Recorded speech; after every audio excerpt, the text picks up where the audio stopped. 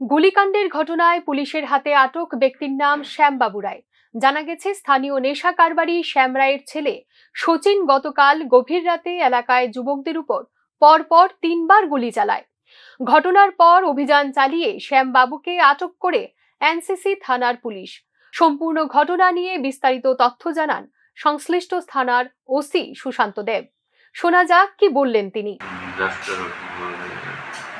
কেন এসেছো এখানে? ও বলছে আমি কেন এসেছি, এইসব ব্যাপার নিয়ে হয়েছে। এরপর পরবর্তীতে এটা নিয়ে ঝগড়া বিবাদের মাধ্যমে একটু এগিয়ে। আচ্ছা, এটার সঙ্গে আর কে কে জড়িত আছে? আরও আছে, কয়েকজন আছে। তো সবার নাম ওদের সঙ্গে আমরা ইনভেস্টিগেশন করছি, সবার নাম বলছি না, তবে আপাতত আমরা এই দুজন। আটক শ্যামবাবুকে 5 দিনের পুলিশ রিমান্ড চেয়ে আদালতে তোলা হবে বলে জানিয়েছেন থানার ওসি সুশান্ত দেব। ঘটনায় শচীন সহ আরো কয়েকজন জড়িত রয়েছে বলে জানান তিনি।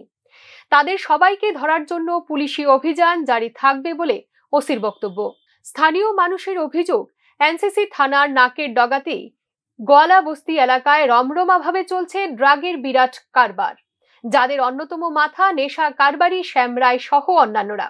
রাজধানী থেকে ঢিলছোড়া দূরে পুলিশের সামনে ড্রাগ সাম্রাজ্য কিভাবে দিনের পর দিন চলে, সেটাই এখন লাখ টাকার প্রশ্ন।